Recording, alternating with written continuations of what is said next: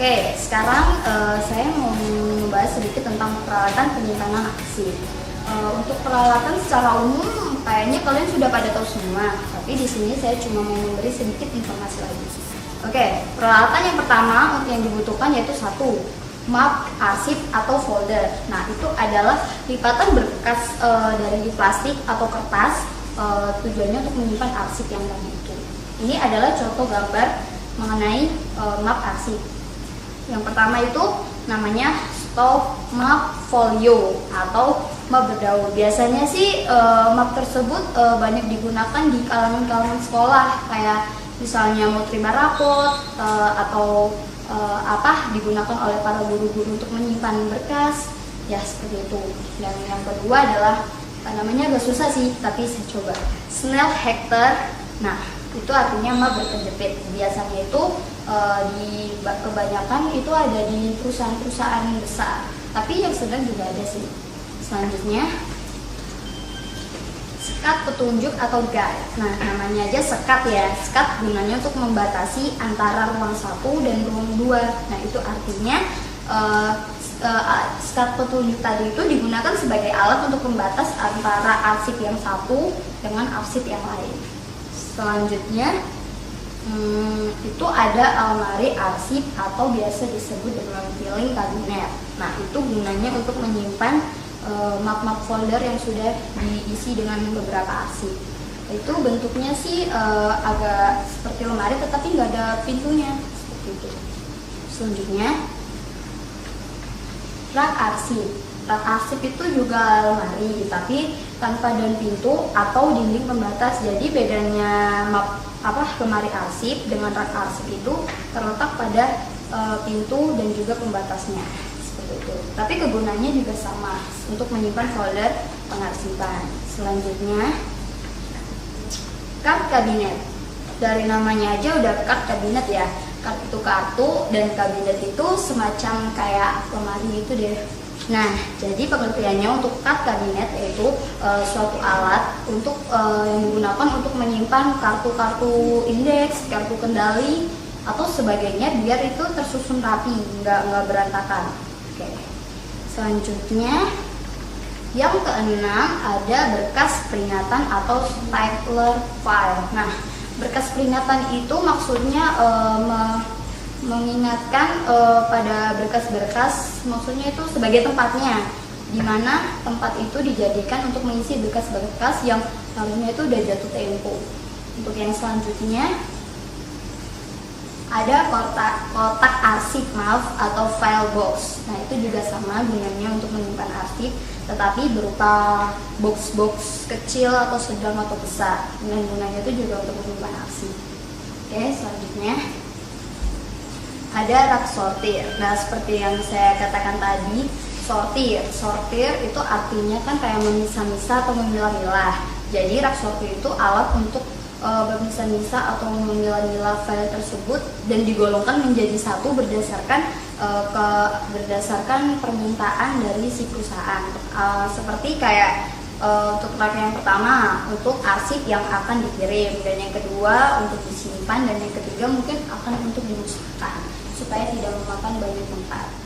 Oke. Tadi beberapa peralatan arsip yang telah dijelaskan.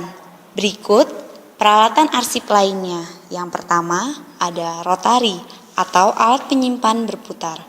Rotary adalah semacam filing kabinet, tetapi penyimpanan arsip dilakukan secara berputar. Alat ini dapat digerakkan secara berputar, sehingga dalam penempatan dan penemuan kembali arsip tidak banyak memakan tenaga. Selanjutnya ada Ordner. Ordner adalah map besar dengan ukuran punggung sekitar 5 cm yang di dalamnya terdapat besi penjepit. Arsip yang akan disimpan di dalam ordner terlebih dahulu dilubangi dengan menggunakan perforator. Perforator adalah alat untuk melubangi kertas atau kartu. Selanjutnya ada numerator. Numerator adalah alat untuk membubuhkan nomor pada lembar dokumen. Numerator digerakkan dengan tangan. Cara kerja dan komponennya mekanis. Terdapat pengukur angka rangkap dan pembuatan angka secara otomatis. Selain perforator, ada juga stapler. Stapler adalah alat yang digunakan untuk menyatukan sejumlah kertas. Stapler digerakkan dengan menggunakan tenaga manusia. Cara kerja dan komponennya mekanik, serta baru berfungsi apabila diisi dengan staples. Stapler dan staples terbuat dari bahan logam sehingga cukup kuat. Selain itu juga ada label. Label adalah alat yang digunakan untuk memberi judul pada map atau folder yang biasanya diletakkan pada bagian tab dari sebuah folder atau guide. Label terbuat dari bahan kertas dengan berbagai ukuran dan mempunyai pelekat pada bagian belakang sehingga tidak perlu diberikan lem lagi ketika ingin menempelkan label pada tempat yang diinginkan. Selain itu, ada juga rak atau laci kartu. Rak atau laci kartu adalah laci-laci yang disusun secara teratur dalam rak untuk menyimpan kartu-kartu ukuran kecil yang disusun secara vertikal. Yang terakhir ada alat penyimpanan khusus. Alat penyimpanan khusus adalah alat yang digunakan untuk menyimpan arsip dalam bentuk-bentuk yang khusus seperti flash disk, CD, kaset, dan sebagainya. Alat ini mempunyai beragam bentuk dan desain.